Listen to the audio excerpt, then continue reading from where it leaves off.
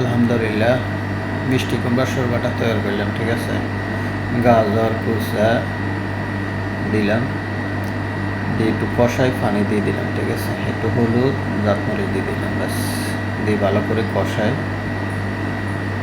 Boiling হয়ে গেলে, boiling হওয়ার পরে মাখিনা মারলাম, মাখিনা করে তারপর হালকা পেঁয়াজ দিলাম, একটু জৈতুনের তেল দিলাম, দিয়ে ভালো করে এটারে লাল করে বাচ্চাগুলো ডালে দিলাম, হয়ে গেল শরবা। একটু শুকান দিয়ে দিলাম। ঠিক আছে, শুকান বলে আর কি আরবিতে।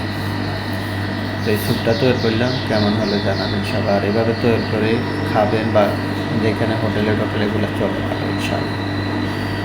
মুরগিটা তৈরি করলাম, কেমন হলো জানাবেন সবাই। ঠিক আছে, এখানে আলু দিলাম আর বেগুন দিলাম, পেঁয়াজ দিলাম, লাল মরিচ দিলাম, বড় মরিচগুলো দিলাম, দিয়ে মুরগিটা আদা রসুন ওইটা সস দিলাম, মশলাগুলো দিলাম, একটু মাজন দিলাম, জৈতুনের তেল দিলাম, ব্যাস দিয়ে এগুলো ভালো করে মুরগিগুলো আগে কাটি দিয়ে রাখলাম,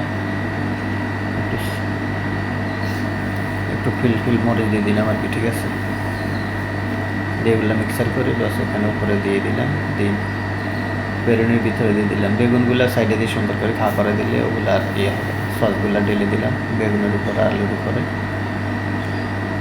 সাদা কাজ দিয়ে ডাকি বেগুনের ভিতরে দিয়ে দিলাম, হয়ে গেল ইনশাআল্লাহ।